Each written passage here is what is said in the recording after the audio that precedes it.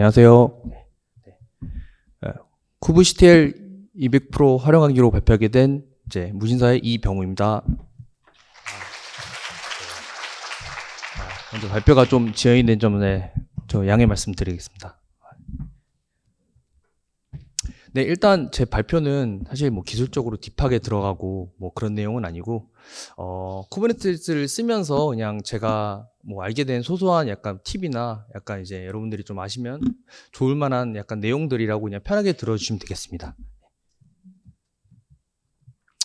일단 저에 대한 소개를 드리면 저는 이제 무신사의 이제 SRE로 일하고 있고요. 저는 처음에 이제 그 NLP 개발자로 시작해서 이제 데브옵스를 거쳐서 현재 이제 SRE로 일하고 있습니다. 쿠버네티스랑 이제 AWS를 관리하는 게 저의 주된 업무고요. 그리고 이제 저는 요즘 이게 다른 취미로 이제 러닝을 계속 하고 있는데 이제 올해는 이제 한번 마라톤을 좀 완주하는 게 제 개인적인 목표입니다. 먼저 발표에 앞서서 이제 이 발표가 좀 도움이 되실 만한 분과 그렇지 않은 분을 미리 이제 양해 말씀을 좀 드리겠습니다. 이 발표가 이제 도움이 되시는 분들은 이제 쿠버네티스를 좀 이제 에서 처음으로 이제 뭐 개발이나 운영을 좀 이제 시작하시는 분들이고, 이걸로 통해서 이제 오픈소스 생태계가 어떻게 이루어지는지에 대해서 관심이 있으신 분, 이 발표가 도움이 되지 않는 분은 이제 이미 능숙하신 중급자 이상 분들, 그리고 이제 CK로 시작하는 자격증을 준비하신 분들은 사실 여기서 하는 내용들이 자격증 할 때는 이제 완전 정석대로 해줘야 하기 때문에 사실 큰 도움이 되지 않을 것 같아서 이렇게 이제 한번 말씀을 드리겠습니다. 네, 목차고요. 일단 쿠브 컨트롤에 대해서 소개를 드리고 이제 이거를 쓰시는 사용자를 위한 이제 기본적인 세팅 팁을 드린 다음에 이제 요거를 통해서 사용할 수 있는 이제 플러그인과 이제 크루라는 이제 패키지 매니저를 소개해드리고 제가 생각하는 아주 기본적인 추천 플러그인 몇 개랑 이제 그다음 이제 개발자 입장에서 필요하실 만한 것들, 그리고 마지막으로 이제 인프라 엔지니어를 위해서 이제 필요한 플러그인이 어떤 게 있는지 소개하는 것으로 이 발표를 마무리하도록 하겠습니다.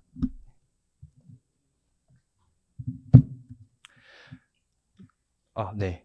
혹시 여러분들 저희 쿠버네티스 잘 쓰고 계신가요? 혹시 여기 쿠버네티스 쓰고 계신 분 한번 손 한번 들어볼까요? 역시, 네. 그것 때문에 들어오셨을 거라 생각하고, 네. 예, 이거 뭐 잘 쓰고 있냐 이런 걸 한번 저희도 이제 한번 여쭤보면, 네. 사실 저희도 이런 질문 많이 받습니다. 너 쿠버네티스 정말 잘하냐, 아니면 뭐 하시는 분들 잘 쓰시고 있으냐, 이렇게 많이 질문 받는데, 뭐 개발자분들은 아마 인프라 엔지니어가 쿠버네티스 되게 잘할 거라고 생각하시는데 저희도 이제 삽질을 하면서 많이 배우고 있고요. 그리고 이런 것들은 이제 저희도 이제 숙련도가 쌓여야 되는 부분이라서 사실 이제 뭐 누구에게나 이제 쿠버네티스는 사실 쉽지 않은 이제 좀 오픈소스인 것 같습니다. 이제 대세는 되었지만 잘 쓰는 사람 생각보다 찾기 좀 어렵다라는 게 제 생각이고요. 그래서 잘 쓰려면 어떻게 해야 될지에 대해서 생각을 해봤는데, 요거는 이제 개발자도 그렇고 인프라 엔지니어 모두에 다 해당하는 질문을 생각합니다. 사실 저는 잘 쓴다고 했을 때 이걸 완벽히 알고 이해하는 것도 중요하지만 사실 이게 손에 있는 거라고 좀 생각을 합니다. 그래서 이거를 좀 빨리 익힐 수 있는 방법이 뭐가 있을까 생각했던 중에 제가 이제 알게 된 뭐 방법 중 하나는 좋은 도구를 찾아서 쓰는 것도 이제 좋은 학습 방법을 생각해서 오늘은 요거 위주로 좀 설명을 드리겠습니다. 쿠브 컨트롤에 대해서 말씀드리겠습니다. 쿠브CTL, 쿠버네티스 API를 사용해서 이제 컨트롤 플레인과 통신에 위한 커맨드 라인 도구. 누구나 다 아시겠죠? 이제 쿠버네티스 공식 문서에 이렇게 써 있고요. 뭐 튜토리얼 이렇게 보면 다 이제 이런 식으로 이제 다 어플라이하고 크리에이트 디플로이먼트 하시고 뭐 파드 조회하고 이제 이미지 교체하시고 이게 뭐 스케일하고 이 부분 작업들을 많이 하실 거예요. 그러면 이거 왜 써야 되냐라는 질문을 언젠간 한번 품을 수 있겠는데, 뭐 이거 왜 써요? 라고 물어보면 어떤 분은 튜토리얼이 나오니까요, 그냥 다 쓰는 거 아니에요? 이렇게 생각하실 수 있을 것 같아요. 일단 이제 쿠버네티스 얘기는 가장 공식적인 이제 기본 클라이언트 도구죠. 근데 저는 이제 이거에 대한 필요성을 좀 알기 위해서는 이게 없는 상황을 좀 가정해 보아야 한다고 생각하는데, 만약에 이게 없다면 우리는 이제 쿠브 API 서버에 직접 이제 요청을 보내는 방식으로 이제 하나하나 이제 제어를 해야 되겠죠. 그래서 상황을 좀 비교를 해봤습니다. 그래서 우리가 만약에 이 쿠브CTL이라는 게 아예 안 걸려 있다. 그러면 어떤 식으로 그 클러스터에 이제 명령을 내리는가 하면 CUR이 가장 간단하겠죠. 보시면 이제 왼쪽처럼, 여기서 오른쪽에 있죠. 이것처럼 항상 이제 get 명령으로 저희 그 인증을 달고 CUR을 통해서 이제 하나하나 작업을 해야 되는데 좀 인터랙티브하게 작업하기 좀 어려울 뿐더러 사실 굉장히 이제 매번 좀 번거롭게 해야 되는 단점이 있을 거예요. 이제 요런 걸 이 상태에서 놓고 보면 이제 쿠브시티엘이라는 게 사실 이게 있으니까 굉장히 간편한 거구라는 걸 좀 체감이 되셨으면 좋을 것 같고요. 그래서 이제 요거를 꼭 써야 되냐? 뭐 필요한지는 알겠다. 근데 이렇게 얘기를 하시는 분이 있을 것 같아요. 뭐 이거는 뭐 좋은 가이드가 있죠. 뭐 렌즈라든지 아니면 이제 외부로 이제 콘솔이나 UI를 구현해서 하는 것도 있고 그걸로 충분할 텐데 제 생각은 이것도 이제 결국에는 쿠브시텔과 똑같이 이제 쿠브 API 서버 요청을 보내서 이제 제어하는 방식이기 때문에 사실 쿠브시텔이라는 게 좀 손에 익기 시작하면 왜 이 콘솔에서는 이걸 못하지? 왜 웹에서는 이거 못하지? 이런 것들에 대한 이해를 좀 할 수 있고 이 작동 방식 이해하는 게 도움이 되기 때문에 사실 요거를 이제 모두가 다 쓰라고 강제할 수 없지만 요거를 방법을 쓰면서 좀 손에 익는 게 사실 쿠버네티스에 대해 내가 좀 친화적으로 좀 익숙해진 방법 중 하나가 아닐까라고 생각이 됩니다.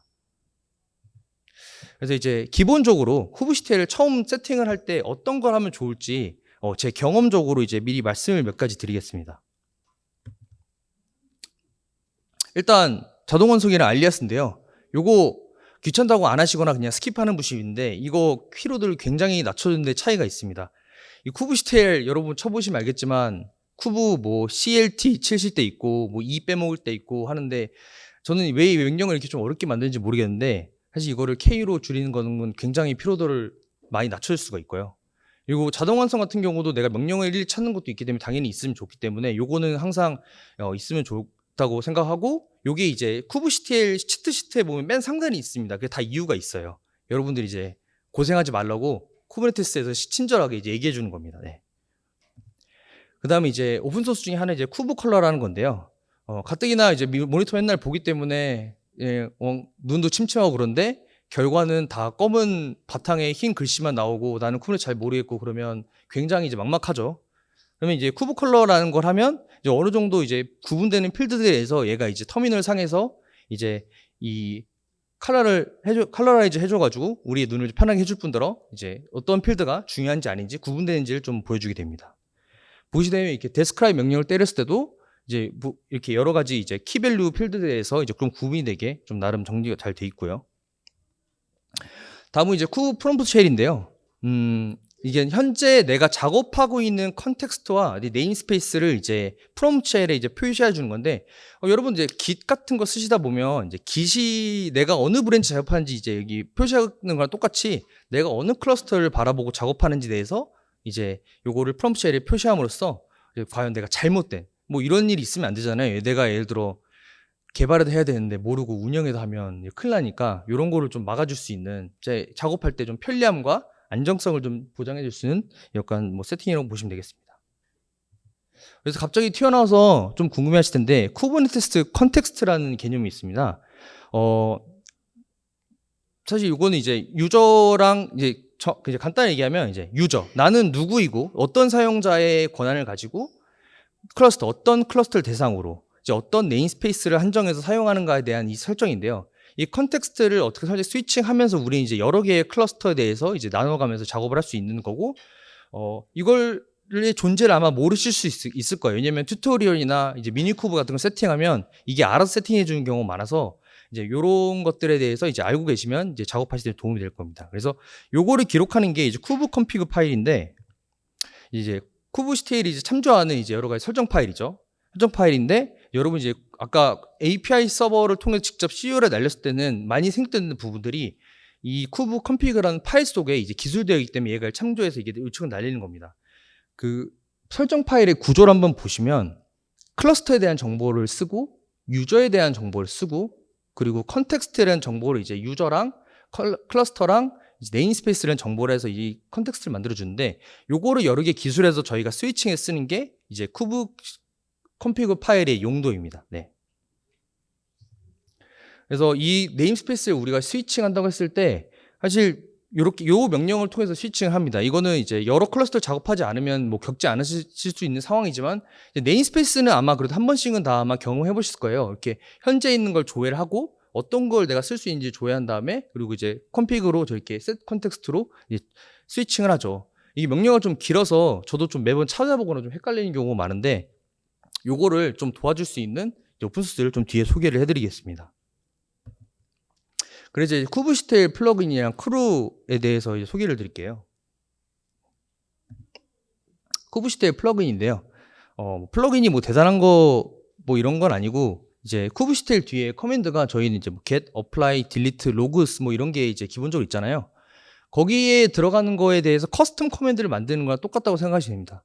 이제 거기 이 커스텀 커맨드를 우리가 직접 작성할 수 있는데 예를 들어 여기는 예시로 이제 foo라는 커맨드를 작성을 해서 이제 한번 작성할 수 있는 예시가 이제 공식 문서에 있어서 제가 가져왔고요. 작성을 단순히 이게 배쉬로 할 수 있고 뭐 플러그인 직접 개발하면 보통 이제 고로도 할 수 있고 있는 걸 알고 있는데 이렇게 작성을 해서 요거를 이제 오른쪽 이제 아래에 보시면 이제 사용하는 방법들이 나와서 이렇게 이제 자기의 커맨드에 따라서 원하는 대로 이제 출력 결과를 이제 뽑을 수가 있습니다. 그다음에 크루인데요. 예, 어디서 맥을 쓰셔본 분들은 아마 다 한 번쯤 들어보셨을 써보실 브루 있죠. 거기서 영감을 받은 프로젝트인데 이제 이 플러그인들을 통째로 좀 관리를 하고 어떻게 자유롭게 설치하고 지울 수 있는지에 대한 부분입니다. 그래서 뭐 간단하게 패키지들 이제 검색을 하고 이제 인스톨하고 이런 거 리스트를 조회하면서 내가 이제 플러그인들을 쓸 수 있는 것들을 이제 관리해주는 이제 프로젝트입니다. 200개 이상의 플러그인들이 여기 있습니다. 이거를 모두 다 아실 필요도 없고 사실 망해가는 프로젝트 있는 것 같고 그렇기 때문에 제가 생각하는 좋은 지표는 오른쪽에 GitHub 스타 많은 사람들이 썼냐라는 기준이기 때문에 보시면서 이거 좀 흥미로운데 그리고 오른쪽에 스타 수가 좀 있네 그런 것들 위주로 좀 살펴보시고 한번 이렇게 써보시면 좀 좋을 것 같습니다. 기본으로 추천한 플러그인까지 소개를 해드릴게요.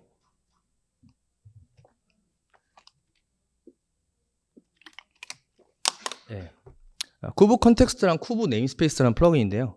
아까 제가 한번 보여드렸던 네임스페이스랑 컨텍스트 스위칭할 때 명령을 두세 개를 섞어가면서 이제 스위칭 해야 되는데 요거는 이제 바로 한 번에 스위칭할 수 있는 이제 오픈소스이고 저도 작업할 때 이제 자주 사용하고 있습니다. 저 같은 경우도 여러 개의 클러스터가 있어가지고 그것들을 이제 매번 스위칭하는 경우 많고 뭐 즉각적으로 빨리빨리 해야 되는 경우 있는데 요걸 통해서 이제 스위칭을 진행하고 있고요. GF 잘 나오네. 네, 이렇게 해서 이제 여러 가지 프롬프트로 나와서 뜨게 되면 하나를 고르고 혹은 직접 뒤에 입력을 해서 이제 컨텍스트를 바로 바꿀 수 있습니다. 네. 요거는 별로 이렇게 넘어갈게요. 네, 마찬가지로 네임스페이스도 이렇게 이제 네임스페이스 치면 이제 뭐 선택할 수 나오고 이제 돌아가면서 선택을 하는데 엔터를 누르면 스위칭할 수 있고 이렇게 이제 자동 완성으로도 이제 뒤에 인자로 넣어서 이제 스위칭할 수 있는 방식입니다. 다음은 이제 니트라는 플러그인인데요.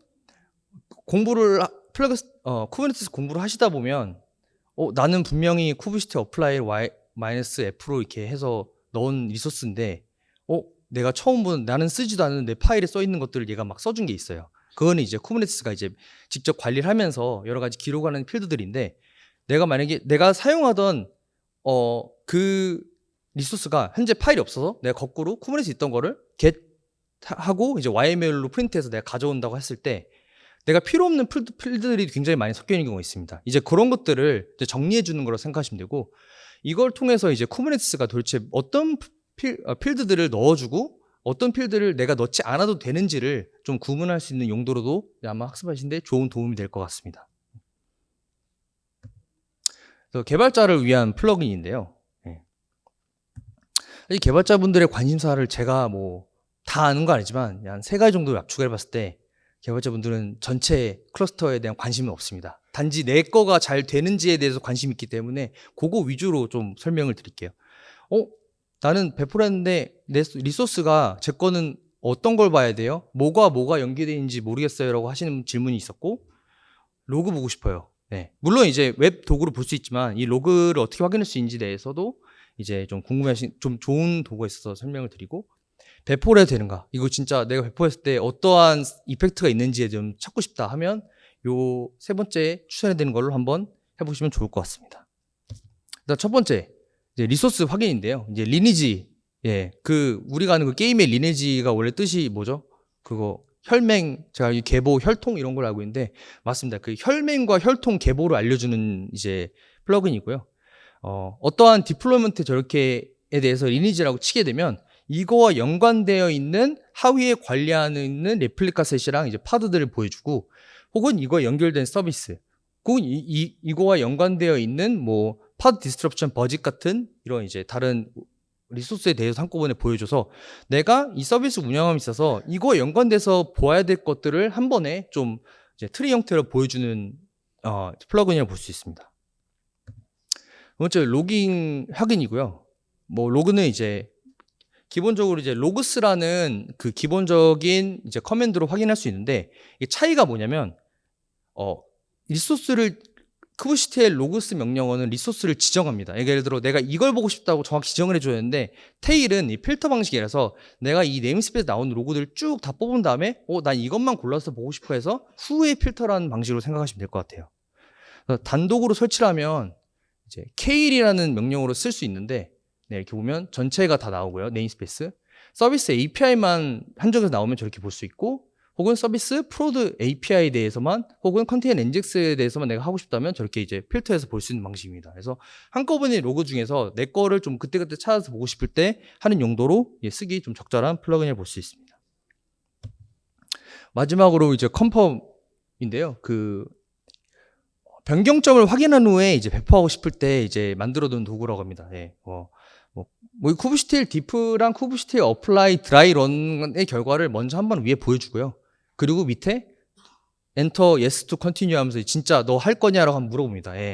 그 되게 두려움이 많은 저 같은 경우 되게 애용하고 있습니다. 뭔가 작업이 급하게 필요한데, 그렇지만 되게 신경 써서 작업에 필요 있을 때 요 컨펌으로 한 번씩 확인을 하고 작업을 해주면 변경점을 정확히 알 수 있고, 이게 어떠한 역할을 할 수 있지 한번 확인한 후에 할 수 있기 때문에 요 컨펌이란 것을 이제 사용할 수 있는데, 사실 사용하시다 보면 이거를 직접 들어가서 치실 필요는 없으실 테고, 왜냐면 대부분의 환경 같은 경우는 이제 기도스라든지 아니면 다른 배포 도구를 쓰실 텐데, 마찬가지로 이제 어떠한 변경점이 생기는 데서 학습하는 용도로서의 좀 그런 차원의 플러그인을 생각해 주시면 좀 되겠습니다. 그다음에 이제 인프라 엔지니어를 위한 플러그인인데요. 사실 인프라 엔지니어는 일부가 아니라 이제 다수의 저희 전체에 관심 있죠. 문제가 있는 리소스는 어떻게 점검할 수 있고 찾아낼 수 있을까? 그리고 어떻게 클러스터를 업그레이드 할 때 내가 뭔가 사전에 체크를 할 수 있을까? 그리고 마지막으로 이 워크로드의 안정성을 어떻게 테스트할 수 있을까에 대한 부분입니다. 먼저 이제 문제가 있는 것들을 어떻게 찾냐인데, 뭐 여러 가지가 있겠지만 그 중에 좀 편하게 쓸 수 있는 걸로 이제 sickpod, 말 그대로 아픈 친구들 찾는 겁니다. 네, 아픈 친구들 하면 not ready 상태로 계속해서 떠 있는 친구들이고요. 그거를 이제 쭉 해서 뽑아줘가지고 사실 not ready 상태에서 계속 있으면 이거는 서비스가 이제 뜨지 않고 뭔가 잘못되어 있던 신호니까, 요거에 대해서 진단을 미리 할 때 이제 검사를 수행할 수 있는 이제 플러그인을 보시면 되겠습니다. 그리고 이제 OOMD라는 플러그인인데요. 이제 최근에 OOM이 발생한 내역이 있는 파드들을 쭉 리스트업을 해줍니다. OOM이 난다는 건 이제 메모리 설정이라든지 이제 이런 것들이 잘못됐을 가능성이 있기 때문에 이제 리퀘스트랑 리밋을 같이 보여주고, 요 이력을 통해서 자주 OOM이 발생하는 그 어플리케이션에 대해서 리소스 쿼터를 어떻게 조정할까지에 대해서 다시 얘기해보고 할 수 있는 그런 이제 시작이 될 수 있을 것 같아서 한번 제가 넣어봤습니다. 업그레이드인데요. 업그레이드라고 하면 이제 뭐 그냥 단순하게 생각했을 때 쿠버네티스 클러스터가 1.21 버전에서 1.2라고 간다고 했을 때, 이 엔진을 그냥 올렸을 때 이미 사용하고 있는 이미 배포되어 있는 리소스들의 API 버전이 이제 소환이 되지 않아서 이제 문제가 있는 걸 사전에 검사해 주는 게 좀 필요하거든요.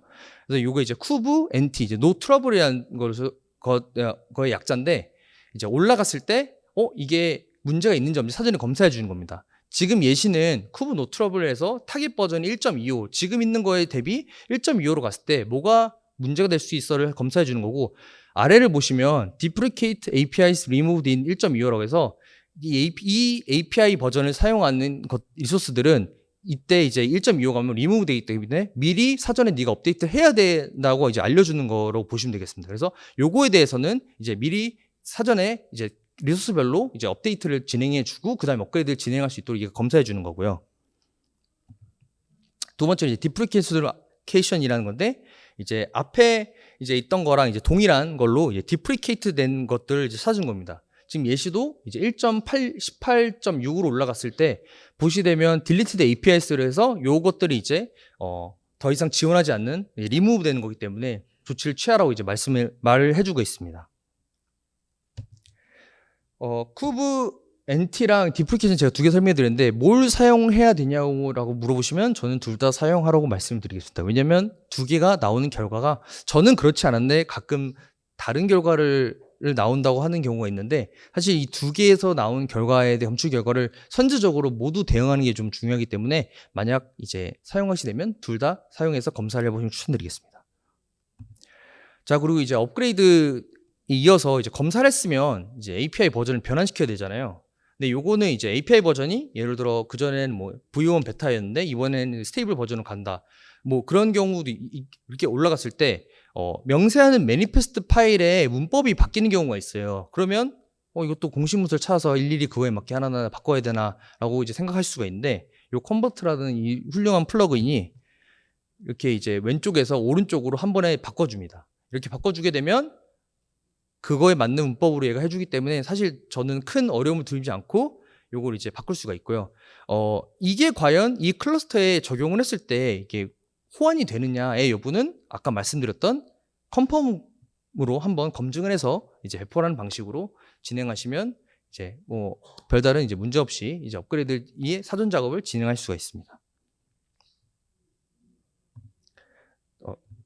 위에가 안 나왔네요. 네, 지금 이제 안정성을 테스트하는 걸로 kubectl 스냅이라는 이제 플러그인인데요. 굉장히 무서운 친구입니다. 예, 그 스냅이 타노스의 스냅이 맞고요. 내가 이제 절대로 제가 써놨습니다. 운영 환경 절대 하시면 안 되고 개발 환경에서 내 워크로드의 안정성을 테스트 반을 날렸을 때 어떤 일이 일어날까를 테스트한 용도로 약간 좀 흥미로운 프로젝트라서 한번 해보시면 될 것 같고, 저 실제로 요 GitHub 레포를 들어가서 이 프로젝트의 코드를 보시게 되면 이게 배시쉘로 짜여져 있는데 그 지정한 네임스페이스 혹은 전체 파드 리스트를 쭉 받아온 다음에 그 중에 절반을 뚝 잘라서 그거 이름을 리스트로 가져오고 그거에 대해서 딜리트를 돌아가면서 때려주는 걸로 지금 구현이 돼 있어요. 그래서 제가 요거를 이제 예시로 든 이유는 사실 이 플러그인들이 하는 내용들 전부 다 kubectl 명령으로 다 직접 할 수 있는 건데 조금 우리가 좀 편하게 해줄 수 있는 것들이라서 좀 관심이 있으시면 거기 들어가서 이제 플러그인들을 이제 한번 뭐 소스를 보면서 한번 학습하는 거에 좋은 이제 시작이 되었으면 좋겠습니다. 네. 기타 유용한 플러그인은 제가 시간상 이제 안 되는 부분에 좀 적었고요. 여러 가지 이제 표나 이제 리포트 형태로 할 수 있는 것들이 굉장히 많아요. 이제 인프라 엔진 입장에서는 쭉 표로나 테이블을 뽑아거나 CSV를 뽑아가지고 이거에 대해서 점검하고 할 수 있는 것들이 있는데 그런 것들이 이제 한번 나중에 이제 자료 공개도 한번 참고해 주면 좋을 것 같고, 네, 요약입니다. 네, kubectl 플러그인은 이제 쿠버네티스에 익숙해지는 저는 생각에 좋은 도구이고요. 사실 저는 이걸 쓰면서 좀 재미도 많이 붙이고, 쿠버네티스를 사용하는데 좀 되게 이제 숙련도도 많이 늘었습니다. 그리고 그렇지만 이제 플러그인 절대 만능은 아니고요. 사실 이 플러그인을 가능한 것들은 kubectl로 가능한 작업이기 때문에 요거에 대한 관심이 있으면 아까 제가 말씀드린 걸 스냅처럼 GitHub에서 소스 코드를 한번 보시고 확인하면서 이런 식으로 구현했구나. 얘가 뭐를 조회해서 뭐 매핑해서 나한테 보여주는 거라 이렇게 해서 접근해 가시면 조금 더 이제 쿠버네티스가 나와 좀 친숙하게 되는데 좋은 계기가 될 것 같습니다. 네, 이상으로 발표를 마치겠습니다. 감사합니다.